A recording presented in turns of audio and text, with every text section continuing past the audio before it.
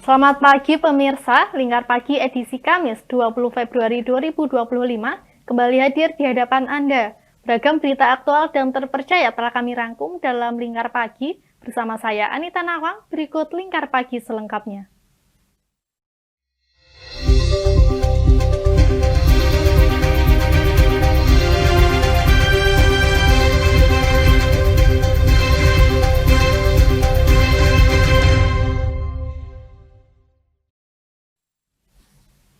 Kelangkaan gas LPG 3 kg masih terus terjadi di Kabupaten Blora.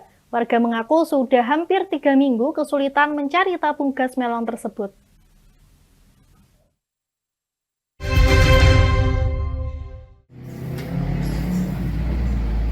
Antrian panjang terjadi di salah satu pangkalan gas LPG 3 kg di Kabupaten Blora.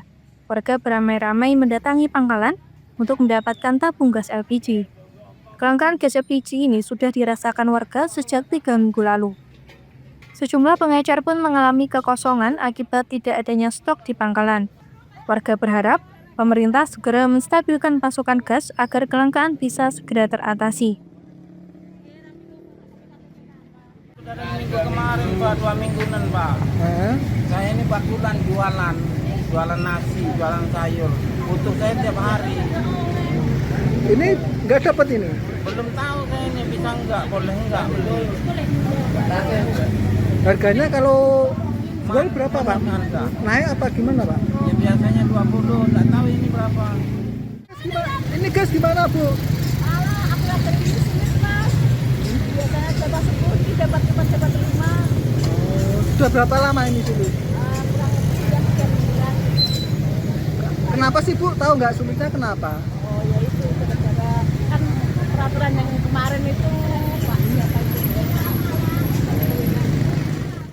Saat ini harga tabung gas 3 kg di Kabupaten Blora mencapai Rp22.000. Harga tersebut jauh di atas harga tertinggi yang ditetapkan oleh pemerintah. Bahkan dari pengakuan beberapa warga, di tingkat eceran ada pula yang mendapatkan harga di atas Rp25.000. Dari Kabupaten Blora, Hanafi, Lingkar TV melaporkan.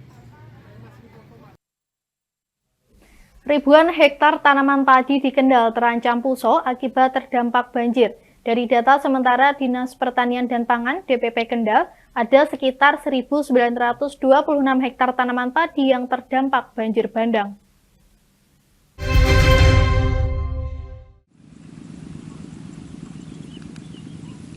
Kepala Dinas Pertanian dan Pangan Kabupaten Kendal, Pandu Rapriyatro Kejati mengatakan, pihaknya sedang mencarikan bantuan benih padi ke provinsi untuk mengganti tanaman padi yang mengalami puso. Tujuannya agar produksi padi di Kendal tahun ini tidak mengalami penurunan. Sementara itu, untuk penanganan darurat, lahan persawahan yang tergenang banjir dilakukan penyedotan dengan mesin pompa. Berdasarkan data dari Dinas Pertanian dan Pangan Kabupaten Kendal, dampak banjir bandang membuat ratusan hektar tanaman padi rusak dan bahkan gagal panen. Ada 1.926 hektar tanaman padi di berbagai wilayah di Kendal yang terdampak banjir bandang mulai usia tanam 4 minggu hingga 12 minggu. Namun yang terindikasi gagal panen ada 660 hektar. Paling banyak terjadi di wilayah Kecamatan Brangsong dan Kebonharjo, Patebon. Jadi kalau total itu untuk yang tergenang itu kita di 1.926 hektar. Tapi untuk sampai dengan hari ini yang kami deteksi itu terancam puso ataupun gagal panen itu di 660 hektar untuk jenis tanaman padi.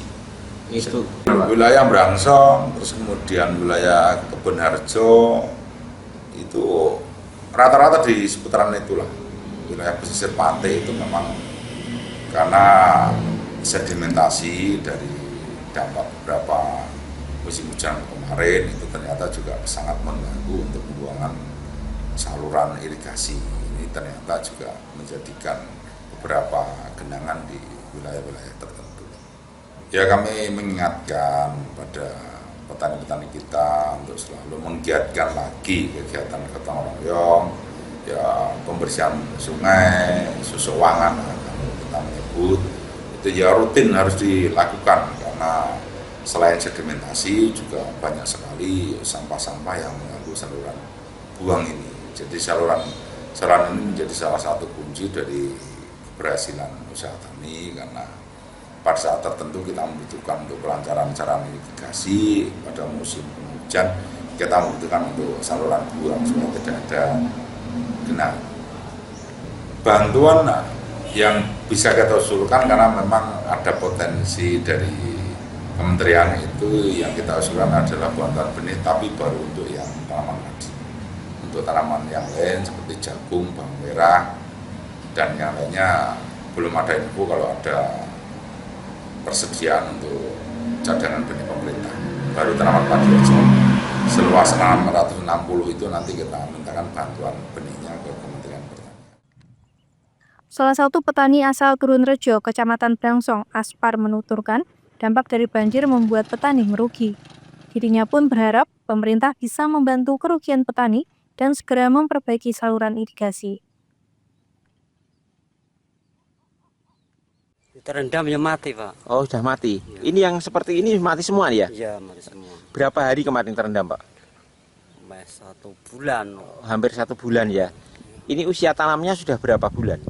Ya sudah panen sebenarnya. Sebenarnya sudah panen ya? Ya harapannya ya diperbaiki lah panen saluran apa itu. Biar tidak terjadi banjir gitu ya. Ya memang dari dulu nggak normal kan, banyak pasang surut kan nggak bisa ngalir. Gitu ya. Air dari sono numpuk di sini, dari ujung sana sampai ujung sini numpuk di sini kan nggak bisa keluar.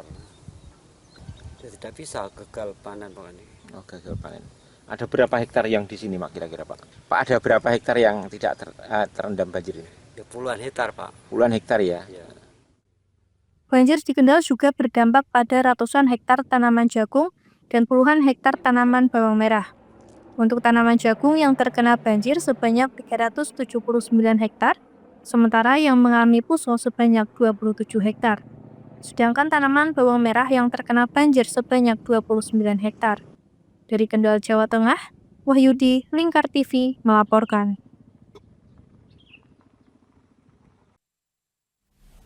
Ruas jalur utama Ungaran, tepatnya di Jalan Gatot Subroto, tersendat setiap harinya karena aspal di ruas tersebut amblas. Kerusakan tersebut diduga akibat derasnya aliran sungai yang mengalir di bawah aspal jalan tersebut.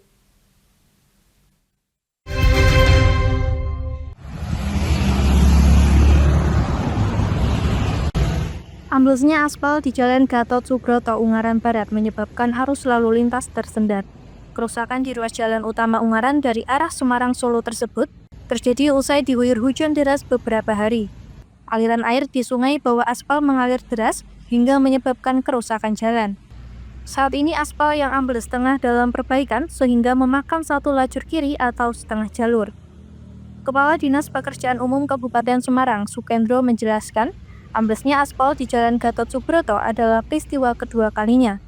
Sebelumnya di sisi seberang aspalnya juga ambles akibat derasnya aliran air di bawah ruas tersebut. Aliran sungai yang deras kemarin yang ekstrim banget. Nah, itu yang kalau tahun kemarin yang sisi sebelah sini, tahun ini malah seberangnya, inteknya malah yang kena. Kalau kemarin kan oteknya yang keluar. Ini malah sekarang yang kena terus malah inteknya yang air masuk itu bangun ulang. Kira-kira selesainya kapan? Diperkirakan selesai kemarin sesuai suratnya mereka bulan Maret pertengahan. Jadi sebelum Lebaran. Yang mengerjakan BPJ. Saat ini Jalan Ruas Gatot Subroto masih dalam proses pembangunan ulang oleh Balai Besar Pelaksanaan Jalan Nasional BPPJN Jateng DIY, sehingga ketersendatan arus lalu lintas pun tak dapat dihindarkan. Pengerjaan ulang aspal di ruas jalan utama Ungaran tersebut ditargetkan rampung pada bulan Maret mendatang. Dari Kabupaten Semarang, Hesti Imaniar, Lingkar TV melaporkan.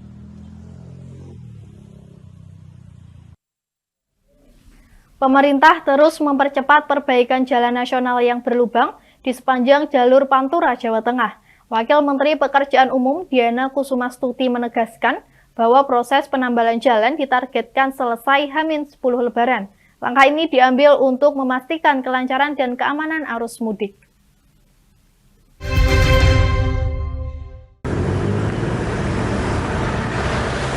Penanganan jalur berlubang di jalur nasional Pantai Utara atau Pantura di Provinsi Jawa Tengah terus dilakukan.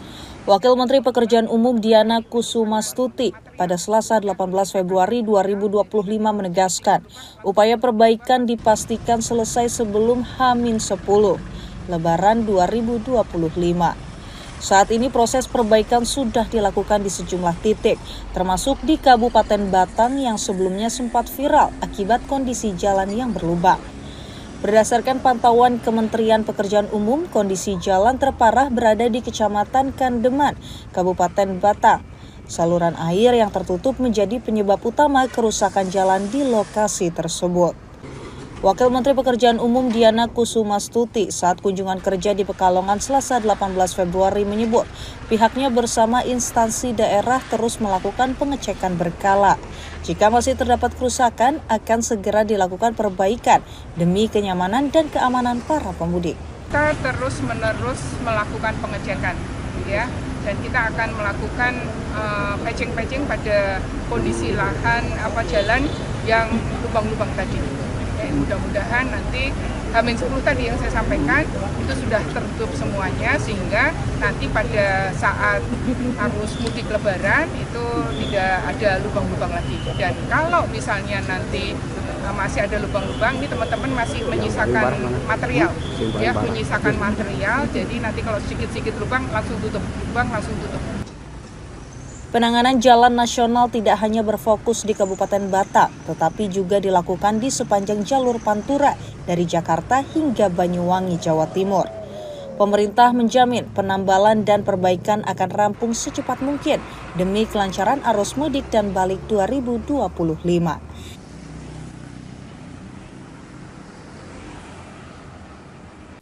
Pemirsa, kami akan kembali lagi dengan berita menarik lainnya.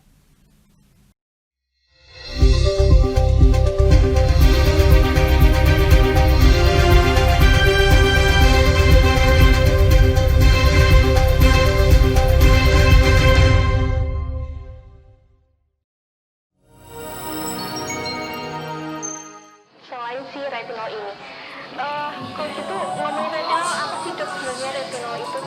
Bagus nih programnya. Yang saat ini ya kayaknya sudah beberapa tahun yang Wah, lalu. boleh banget nih ditonton setiap hari. Meanwhile,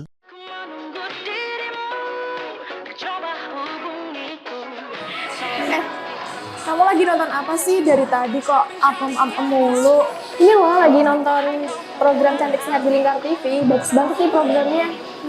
Oh ada ya program kayak gitu? Ada loh di programnya di Lingkar TV. Kamu udah tahu kan Lingkar TV? Belum. Kan belum tahu Lingkar TV. Lingkar TV itu TV digital streaming online yang sudah mengantongi izin PSE dari Kominfo dan bisa diakses di HP kalian mestinya. Oh iya? Iya, bagus loh. Coba di-download sekarang. Bentar deh, aku tak coba download dulu. Iya. Selain program Cantik Sehat, kalian juga bisa menonton program lainnya di Lingkar TV dan bisa ditonton kapanpun dan dimanapun kalian berada loh. Gimana, udah bisa? Udah nih, punyaku udah bisa. Punyaku juga udah nih. Wah ya, bagus dong kalau udah download semuanya. Tunggu apa lagi? Sekarang giliran kamu download aplikasi Lingkar TV di Play Store.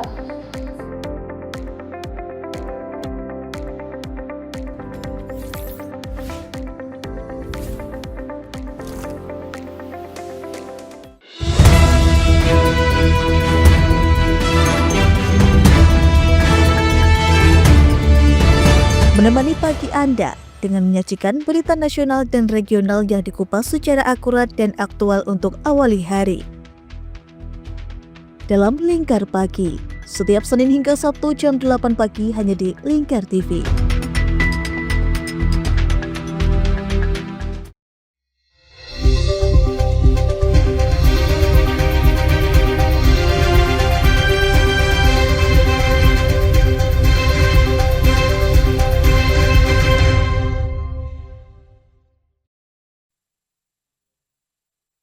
Wakil Menteri Pekerjaan Umum Wamen PU Diana Kusumastuti menyebutkan bahwa renovasi Pasar Banjarsari di Kota Pekalongan telah rampung. Pasar yang sebelumnya terbakar pada 2018 itu dipastikan kembali beroperasi penuh setelah Idul Fitri.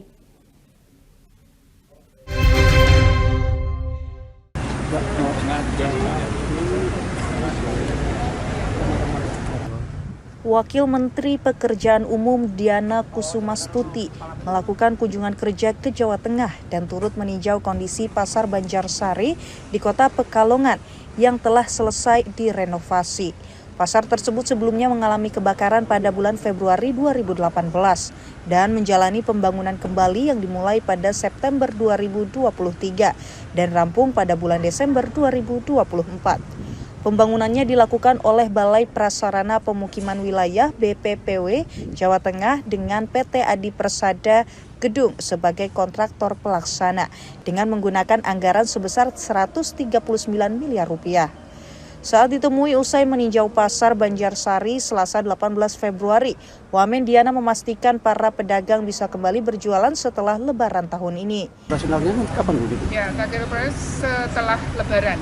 Ya, setelah Lebaran ini kita memperbaiki sedikit ya defek-defek yang ada. Tadi saya sudah cek dan nanti setelah Lebaran Bapak Bupati dan juga Wali Kota Pak Sekda juga menjanjikan pedagang mulai masuk dan mulai berjualan di sini.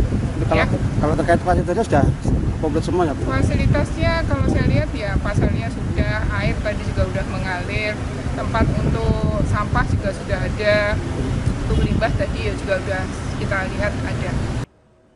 Pasar ini berdiri di atas lahan seluas 17.330 meter persegi yang terdiri dari 4 gedung berlantai 3 dengan mengusung konsep pasar tradisional modern.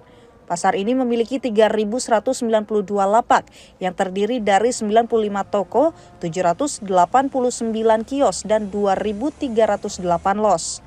Pasar Banjarsari juga dirancang dengan gaya modern minimalis untuk menunjang kemudahan pemeliharaan. Wamen berharap dengan infrastruktur yang lebih baik, distribusi barang di Pasar Banjarsari akan lebih lancar dan menjadi pusat pertumbuhan ekonomi lokal.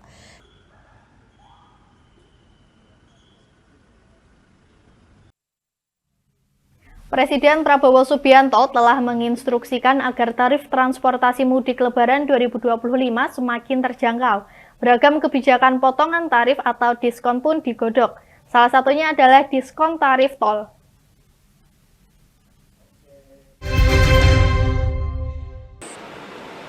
Pemerintah memastikan tarif transportasi untuk masa mudik Lebaran 2025 semakin terjangkau bagi masyarakat lewat beragam potongan tarif mulai dari diskon tiket pesawat, kereta api hingga tol. Mengenai diskon tarif tol, Menteri Pekerjaan Umum Dodi Hanggodo di Istana Kepresidenan Jakarta Selasa 18 Februari mengatakan pihaknya melalui Badan Pengatur Jalan Tol sudah berkomunikasi dengan badan usaha untuk merumuskan besaran diskon. Angka pastinya belum, Mas, tapi kita sudah mulai bicara. Bahkan hari ini Kepala BPJT sudah Zoom meeting dengan semua badan usaha. Mudah-mudahan nggak berapa lama lagi kita bisa umumkan bersama-sama dengan Menko dan juga tiket pesawat yang lain untuk diskonnya. Pemberian potongan tarif transportasi di masa mudik Lebaran 2025 merupakan instruksi langsung dari Presiden Prabowo Subianto. Kebijakan tersebut bertujuan memastikan perjalanan mudik masyarakat baik yang melalui darat, laut, maupun udara nyaman dan lancar.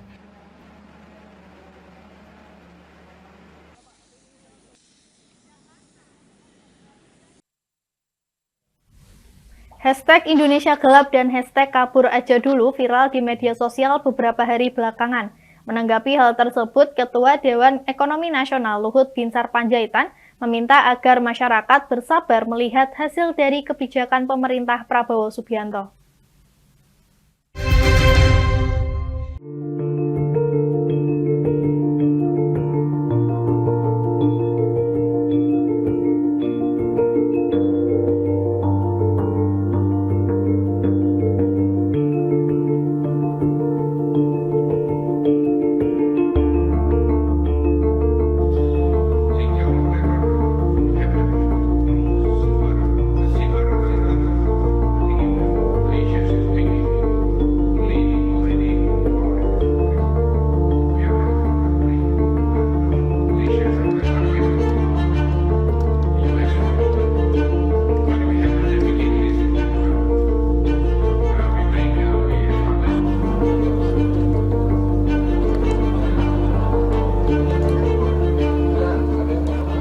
baru 100 hari.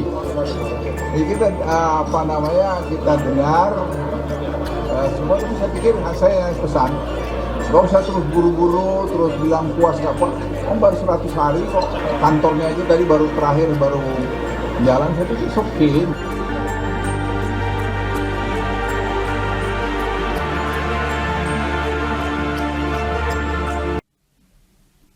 Kejaksaan Agung menyerahkan pengelolaan lahan sitaan PT Duta Palma Group seluas 200.000 hektar ke Kementerian BUMN. Pengelolaan itu bertujuan agar aset tersebut dapat terjaga dan tidak mengalami penurunan nilai maupun kualitas.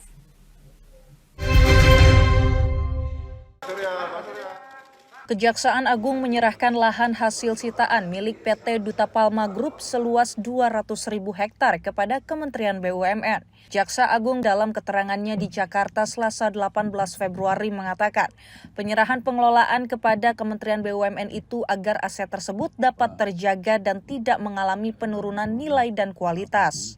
Jaksa Agung juga menyebut penitipan aset lahan itu dikarenakan perkara tersebut masih berjalan dan belum melahirkan keputusan final. Satu institusi yang bisa mengelola adalah dan untuk kelangsungan, jangan terjadi apa-apa, mungkin pengurangan produk atau apapun terhadap barang bukti ini, kami titipkan. Kenapa BUMN? Karena yang bisa mengelola dan punya satu institusi yang bisa mengelola adalah di BUMN, bisa mungkin nanti ke PTP atau apapun, itu yang akan dilakukan oleh BUMN. Sementara itu, Menteri BUMN Erick Thohir mengatakan pihaknya terus berkoordinasi dengan Kejaksaan terkait kebijakan yang selama ini telah berjalan dengan baik, seperti penanganan perkara PT Garuda Indonesia yang difokuskan pada pemulihan aset. Jangan sampai juga karena ini tidak bertuan, akhirnya banyak barang-barang yang masuk ke pasaran secara ilegal ataupun makan nanti dikirim ke luar negeri secara ilegal karena tidak ada istilahnya yang menjaga. Jadi kami penugasannya seperti itu, kami hanya menjaga dan memastikan ini berjalan baik, itu saja, tidak dalam sisi yang lain. Lebih lanjut, Jaksa Agung juga berharap nantinya akses yang berhubungan dengan PT Duta Palma dapat menghasilkan keuntungan bagi negara, khususnya untuk masyarakat sekitar. Pemirsa, kami akan kembali lagi dengan berita menarik lainnya.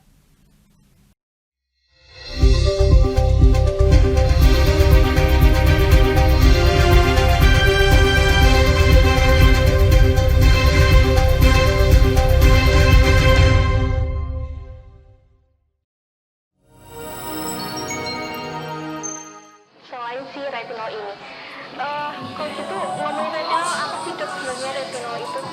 Bagus nih programnya. Yang saat ini ya kayaknya sudah beberapa tahun yang Wah, boleh banget nih ditonton setiap hari. Meanwhile,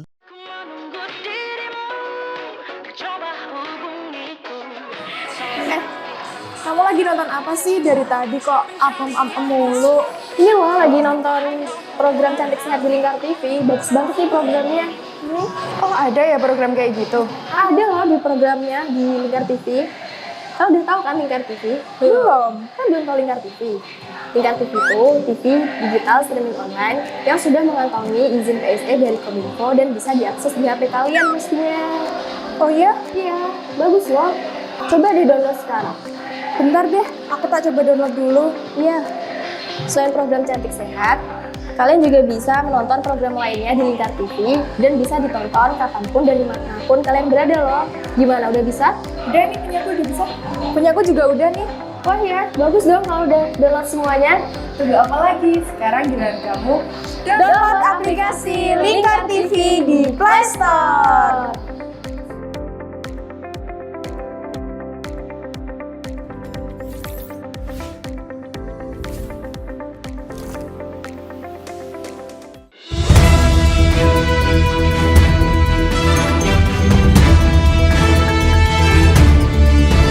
Menemani pagi Anda dengan menyajikan berita nasional dan regional yang dikupas secara akurat dan aktual untuk awali hari. Dalam Lingkar Pagi, setiap Senin hingga Sabtu jam 8 pagi hanya di Lingkar TV.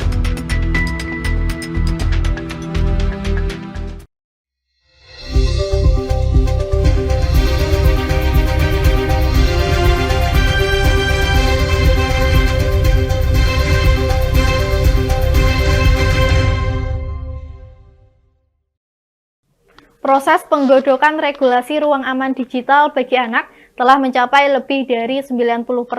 Menkomdigi Mutia Hafid menyebut bahwa perlindungan anak di ranah digital masih menjadi perhatian bagi Presiden Prabowo Subianto.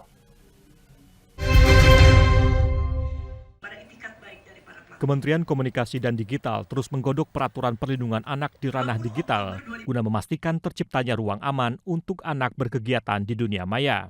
Menteri Komunikasi dan Digital Menkomdigi Mutia Hafid mengatakan, progres penggodokan peraturan tersebut telah mencapai lebih dari 90% dan diharapkan dapat segera diumumkan oleh Presiden. Disampaikan di Jakarta Selasa 18 Februari, ia memastikan akan ada pembatasan akun anak di mana anak tak bisa membuat akun sendiri hingga usia tertentu. Ia menambahkan, akan ada pula sanksi terhadap penyelenggara sistem elektronik yang lalai dalam menerapkan peraturan tersebut. Ini bukan berarti membatasi mereka terhadap dunia maya, terhadap internet, karena mereka sekali lagi bisa mengakses kalau orang tuanya yang memberikan. Sehingga ini juga mendorong pendampingan keluarga, pendampingan orang tua dan lain-lain. Tidak akan ada sanksi untuk orang tua atau anak. Sanksi akan diberikan kepada PSE atau penyelenggara sistem elektronik yang melanggar aturan ini. Jadi sekali lagi kita bukan mau memberi sanksi kepada anaknya, kepada orang tuanya. Justru di sini juga kita menaruh kewajiban untuk ada edukasi. Lebih lanjut ia menambahkan akan ada kategorisasi penggunaan platform bagi anak-anak yang ditentukan berdasarkan baik buruknya dampak yang diberikan. Namun pihaknya belum memberikan detail lebih lanjut terkait hal tersebut. Wali Kota Solo Teguh Prakosa menebus ijazah belasan warga yang ditahan di sekolah karena tak mampu membayar biaya tunggakan sumbangan pembinaan pendidikan atau SPP. Wali Kota Solo kemudian menyerahkan belasan ijazah itu di kantor Balai Kota setempat.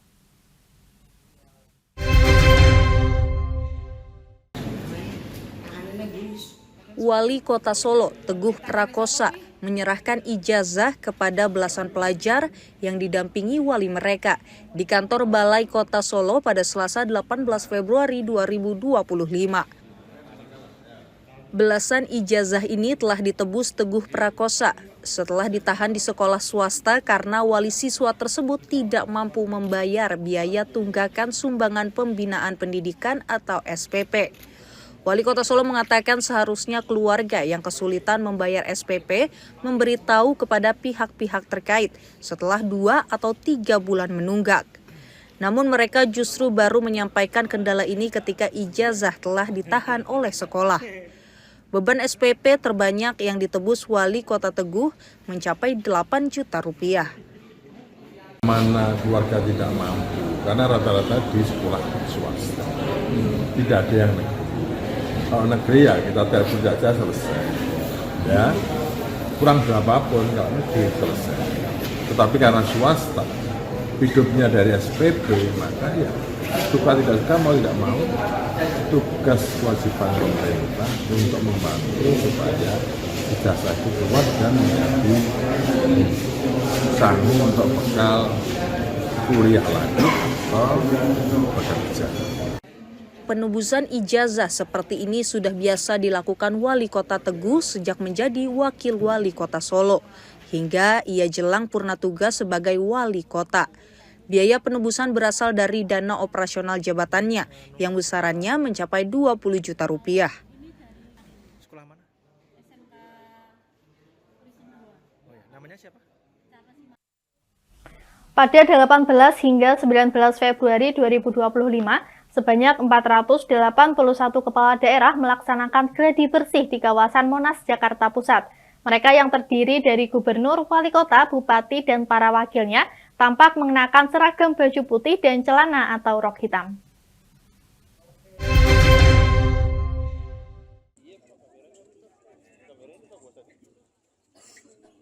Lantaran Rabu pagi hujan mengguyur, acara gladi bersih sempat dipindahkan ke Istana Negara yang terletak di seberang Monas.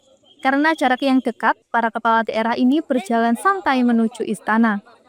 Rangkaian simulasi pelantikan pun dilakukan seperti pengucapan sumpah dan peletakan tanda semat dari Presiden Prabowo Subianto kepada para kepala daerah.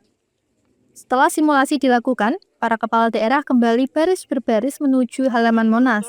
Dalam video yang diperoleh dari lapangan, terlihat sejumlah kepala daerah seperti Gubernur Jawa Tengah Ahmad Lutfi, Gubernur Jawa Timur Hovifah Indar Parawansa, Bupati Bandung Barat JJ Govinda atau Riji Ismail, Wakil Wali Kota Cianjur Ramzi, Wali Kota Bogor Dedi Arahim, dan Bupati Indramayu Luki Hakim. Setelah memasuki Monas, para kepala daerah ini masuk ke dalam mobil menuju tempat istirahat masing-masing. Mereka akan istirahat untuk mempersiapkan pelantikan pada Kamis 20 Februari. Pelantikan kepala daerah sendiri akan digelar di Istana Kepresidenan pada Kamis 20 Februari 2025. Sementara orientasi atau retreat kepala daerah akan berlangsung pada 21 hingga 28 Februari 2025 di Akademi Militer Magelang, Jawa Tengah. Acara retreat ini akan diikuti oleh 503 kepala daerah, termasuk dari provinsi serta kabupaten kota di Aceh yang telah lebih dulu dilantik. Dari Jakarta, Hikmatul Uyun, Lingkar TV melaporkan. Bupati Rembang Abdul Hafiz memimpin upacara pembukaan Tentara Manunggal Membangun Desa atau TMMD Sengkuyung tahap 1 di Desa Woro, Kecamatan Kragan. Acara yang digelar pada hari Rabu ini tidak hanya menjadi penanda dimulainya program pembangunan, tetapi juga menjadi momen penting bagi Abdul Hafiz yang akan mengakhiri masa jabatannya.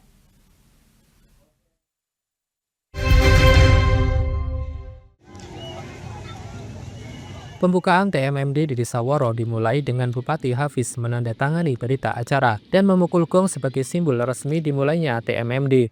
Bupati beserta jajaran Forkopimda juga mengunjungi stand UMKM yang menyuguhkan olahan makanan khas Desa Woro. Setelah melakukan peletakan batu, Bupati Rembang Abdul Hafiz mengatakan bahwa pemilihan Desa Woro sebagai lokasi kegiatan TMMD didasari oleh kondisi desa yang masih menghadapi banyak kekurangan, termasuk kemiskinan dan akses infrastruktur yang kurang memadai. Ketika ditanya mengenai makna dari acara ini, dalam konteks akhir masa jabatannya, Abdul Hafiz dengan tegas mengatakan ingin meninggalkan warisan yang positif dan berharap jabatannya berakhir dengan baik. TMMD kali ini di Desa Woro seperti apa ini, Pak? Ya, jadi TMMD di Desa Woro dipilih untuk TMMD karena pertimbangan dari sisi kemiskinan, jumlah penduduk, dan akses yang masih perlu ditingkatkan masih banyak. Karena Woro ini termasuk daerah yang penduduknya padat, banyak, wilayahnya panjang, luas, tetapi konektivitas antar dukuhan ini belum bisa dirasakan oleh masyarakat, sehingga ini menjadi pilihan tim dari TMMD, dari Dadim, dari dinas kita, dinas Dinurmades, Bapeda, ini akhirnya memutuskan untuk mencanangkan hari ini sebagai awal TMMD nanti selama 30 hari. Ini tugas terakhir ya.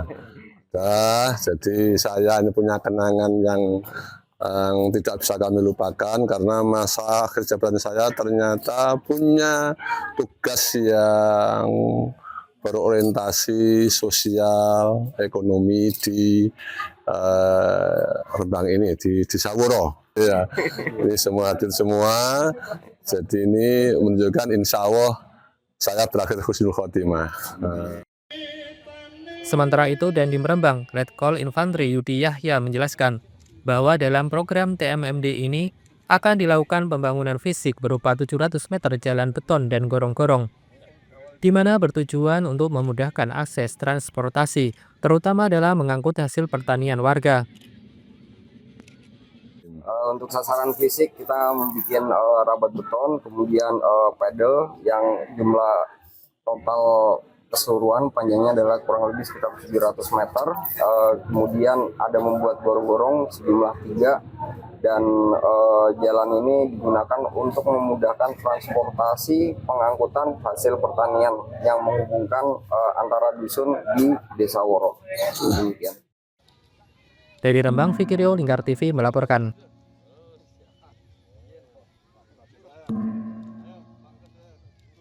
Pemirsa, kami akan kembali lagi dengan berita menarik lainnya.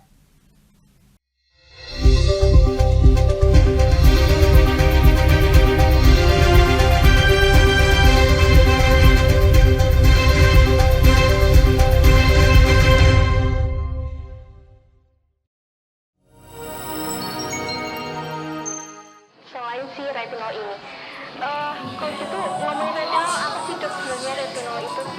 Bagus nih programnya. Yang saat ini ya kayaknya sudah beberapa tahun yang Wah, boleh banget nih ditonton setiap hari.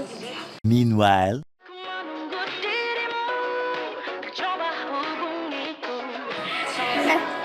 Kamu lagi nonton apa sih dari tadi kok apem-apem mulu? Ini loh lagi nonton program Cantik Sehat di Lingkar TV. Bagus banget nih programnya. Oh ada ya program kayak gitu? Ada loh di programnya di Lingkar TV. Kau udah tahu kan Lingkar TV? Belum. Kan belum tahu Lingkar TV. Lingkar TV itu TV digital streaming online yang sudah mengantongi izin PSE dari Kominfo dan bisa diakses di HP kalian mestinya. Oh iya? Iya, bagus loh. Coba di-download sekarang. Bentar deh, aku tak coba download dulu. Iya. Selain program Cantik Sehat, kalian juga bisa menonton program lainnya di Lingkar TV dan bisa ditonton kapanpun dan dimanapun kalian berada loh. Gimana, udah bisa? Udah nih, punyaku udah bisa. Punyaku juga udah nih. Wah ya, bagus dong kalau udah download semuanya. Tunggu apa lagi? Sekarang giliran kamu download aplikasi Lingkar TV di Play Store.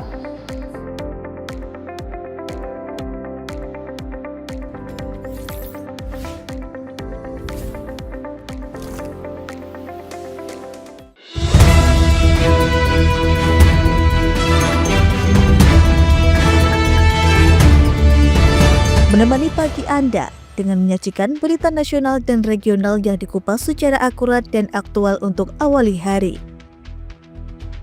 Dalam Lingkar Pagi, setiap Senin hingga Sabtu jam 8 pagi hanya di Lingkar TV.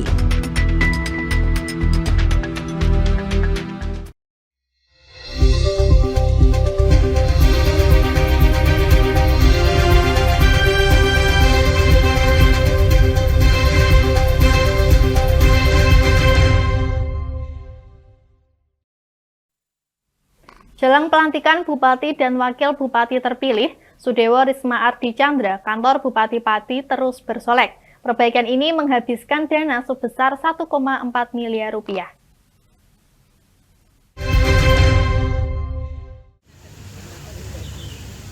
Beberapa titik di lingkungan kantor Bupati Pati mulai dipercantik, menyongsong estafet kepemimpinan baru Bupati dan Wakil Bupati Pati terpilih, pasangan Sudewo Risma Ardi Chandra.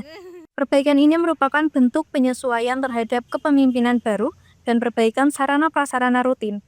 Perbaikan menyasar sejumlah ruang dan rumah dinas Bupati. Sekretaris Daerah Kabupaten Pati, Jum'ani menuturkan, perbaikan menghabiskan dana sebesar 1,4 miliar rupiah yang ditargetkan segera tuntas. Renovasi itu sesuatu yang kegiatan rutin saja. Jadi untuk perbaikan sarpras di sekitar pendopo dan kita untuk menyongsong mempersiapkan sarpras untuk Pak pimpinan kita yang baru, Pak Bupati dan Wakil Bupati. Sehingga ada perbaikan-perbaikan di sana sini terkait dengan sarpras di ruangan, di rumah dinas dan sebagainya. Sesuai instruksi Pak Bupati tadi. Ya kita komunikasi dengan beliau. Ya intinya sudah ada komunikasi dan mana yang perlu diperbaiki, mana yang masih tetap. Intinya untuk kenyamanan dan perbaikan di sarpras di sekitar pendopo.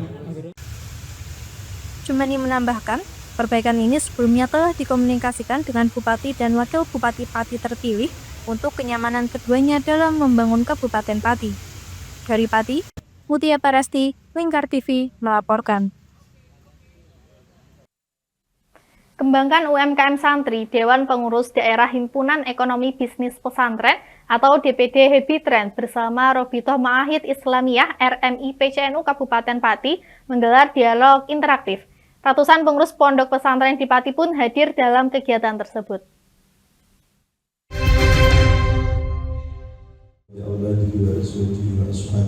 DPD Hebitren bersama RMI PCNU Kabupaten Pati menggelar dialog interaktif bertajuk pengembangan UMKM Santri untuk pesantren mandiri bertempat di gedung PCNU Pati.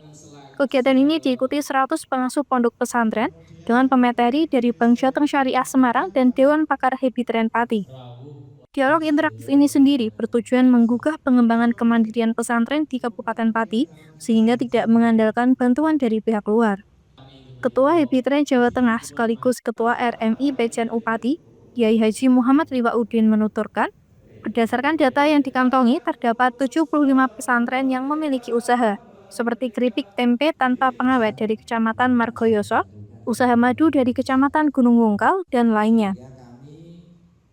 Komentari dari Bank Jateng Syariah Semarang yang kemarin memang sudah berdiskusi dan MOU dengan Happy Trend Jawa Tengah, karena kali ini saya selaku Ketua Happy Trend Jawa Tengah juga Ketua RMI, sehingga kita menggandeng divisi RMI bagian kerjasama ekonomi dan Happy Trend untuk menyatukan persepsi bersama dengan mengundang 100 pesantren sebagai perwakilan semua pesantren di Pati, yang hasilnya nanti akan kita share bersama-sama dengan nomor telepon, dan nanti kita akan bisa diskusikan lebih lanjut dengan pihak terkait.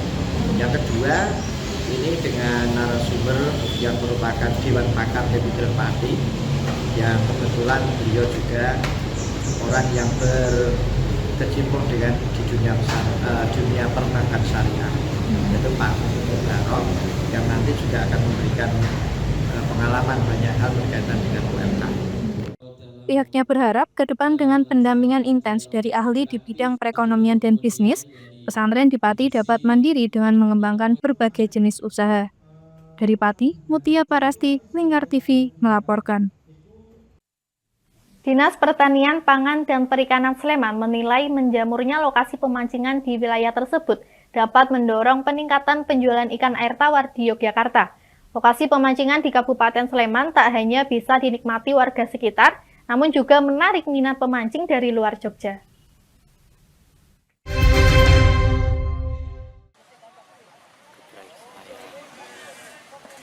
Dinas Pertanian, Pangan, dan Perikanan Kabupaten Sleman menyoroti banyaknya usaha pemancingan ikan air tawar yang beroperasi di Kabupaten Sleman.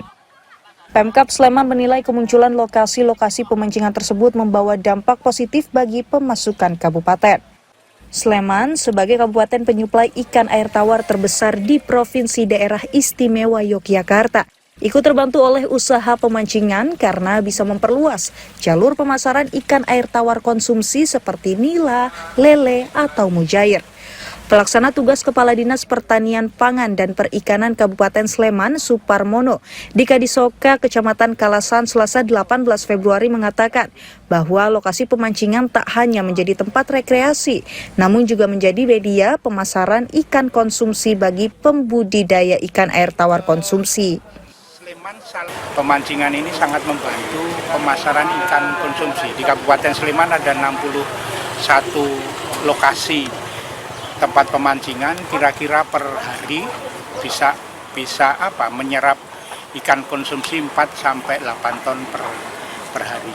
Tapi banyak juga kelompok-kelompok kecil itu yang mengusahakan memasarkan produknya melalui pemancingan atau dipancingkan. Itu biasanya harganya bisa lebih tinggi.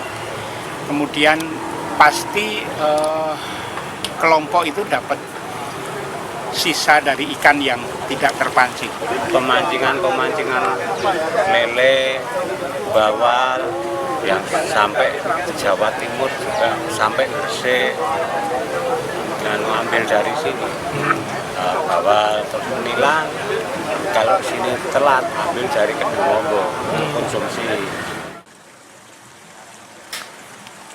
Hingga 2024 tercatat terdapat 729 kelompok pembudidaya ikan di Sleman yang menghasilkan ikan konsumsi sebesar 55.045 ton, meningkat dari tahun sebelumnya 54.968 ton.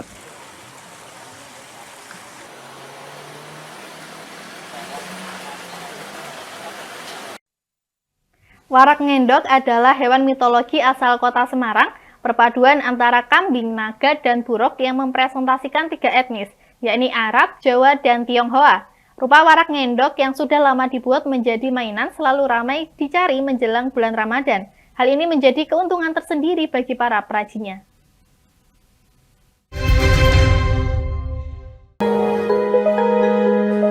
Bagi warga kota Semarang, nama warak ngendok tentunya sudah tidak asing lagi. Warak ngendok adalah makhluk mitologi perpaduan kambing, naga, dan burak. Ketiga hewan tersebut merupakan representasi dari 3 etnis, yakni Arab, Jawa, dan Tionghoa yang hidup berdampingan di ibu kota Jawa Tengah itu. Rupa warak ngendok pun sudah lama dibuat menjadi mainan dan selalu ramai dicari menjelang bulan Ramadan karena mainan tersebut sebagai penanda datangnya bulan suci umat Islam. Hal ini menjadi ladang rezeki bagi perajin mainan warak ngendok di kota Semarang. Di sebuah gang sempit permukiman padat penduduk di wilayah Kelurahan Purwodinatan, Semarang Tengah, ada perajin warak ngendok yang masih setia memproduksi mainan yang muncul setiap setahun sekali tersebut. Dialah Arif Rahman, bapak 2 anak yang telah menekuni pembuatan mainan warak ngendok sejak 30 tahun silam. Keahlian membuat kerajinan warak ngendok didapat pria 50 tahun ini secara turun-temurun dari kakek dan ayahnya yang juga perajin warak ngendok. Proses pembuatan mainan warak ngendok terbilang sederhana, namun membutuhkan ketelitian. Untuk membuat kerangkanya, Arif memanfaatkan kayu palet bekas. Kerangka warak yang sudah jadi kemudian dibalut dengan kertas minyak warna-warni dan penambahan ornamen di kepala menggunakan kertas karton ataupun spon ati. Kalau awal mula pembuatan warak ngendok ini turun-temurun dari orang tua saya. Awalnya saya bantu, habis itu kan sering ada pesanan, kita bikin. Walaupun tidak menjelang puasa, kadang kan ada pesanan dari sekolah. Menurut Arif, pesanan warak ngendok datang dari sejumlah instansi pemerintahan seperti kantor kelurahan, kecamatan hingga sekolahan untuk dibawa saat karnaval jelang Ramadan.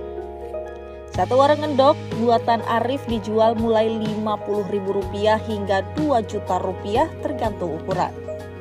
Warak ngendok bukan hanya sekedar wujud seekor hewan mitologi. Lebih dari itu, warak ngendok merupakan simbol akulturasi budaya, keragaman, dan kerukunan etnis yang ada di Kota Lumpia.